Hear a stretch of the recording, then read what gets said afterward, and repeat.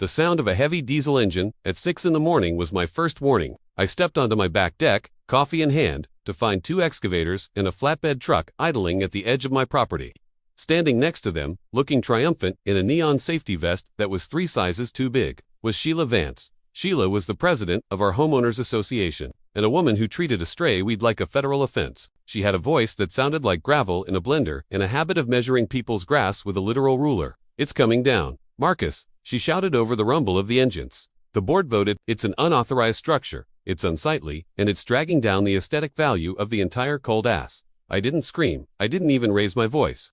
I just looked at the 3-foot-tall reinforced retaining wall I had built along the western edge of my lot. "Sheila, that wall isn't for aesthetics. It's a structural diversion. I'm a hydraulic consultant.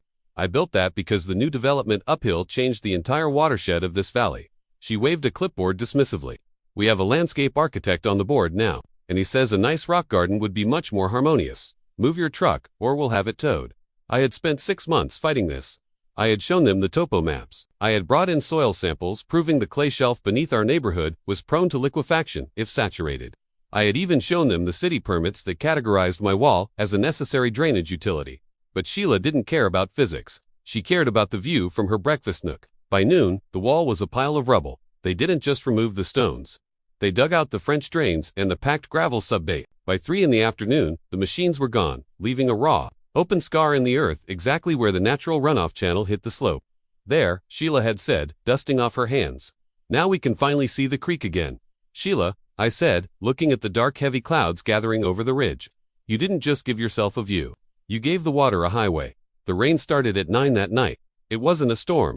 It was a deluge. In this part of the country, when the sky turns that specific shade of bruised purple, you know the ground won't be able to keep up. I sat in my dark living room, watching the security feed from my backyard. Without the wall to catch the initial surge and the drains to channel it toward the municipal storm pipe, the water did exactly what gravity commanded.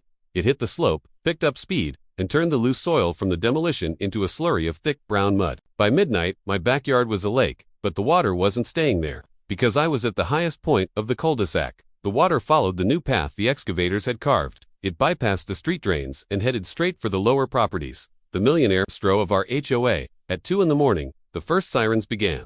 I put on my raincoat and walked to the edge of the road. The scene was surreal.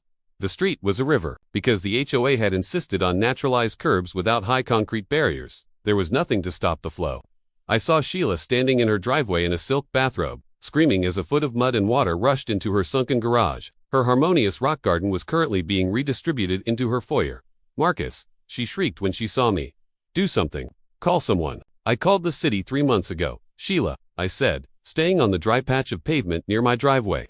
"They told me the HOA had taken full legal responsibility for the drainage on this private road. Your signature is on the notice of voluntary removal form. Remember, by dawn, the damage was catastrophic. 3 houses had basement blowouts where the hydrostatic pressure had simply pushed the walls in. The perfectly manicured lawns were buried under 6 inches of silt. But the real kicker was the pool. The vice president of the HOA, a guy named Gary, who had seconded the motion to tear down my wall, had a massive infinity pool.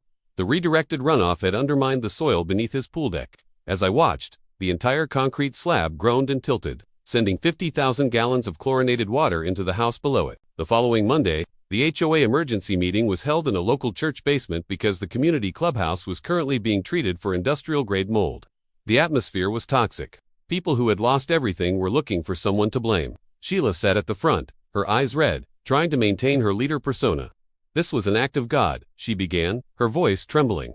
"Nobody could have predicted a 100-year flood event." I stood up at the back of the room and opened a heavy blue binder. "Actually, I predicted it. In April, in May, and again in June. Here are the certified mail receipts for the reports.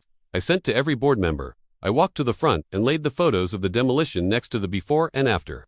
"Drainage models. You didn't just remove a wall. You committed a taking of engineered infrastructure. My insurance company has already filed a subrogation claim against the HOA's master policy. And since the policy does uncover willful negligence or unauthorized demolition of utility structures, the board members are likely personally liable." The room went silent. Then, a man in the 3rd row stood up. He was a retired lawyer who had lost his entire collection of first edition books to the mud. "Is that true, Sheila?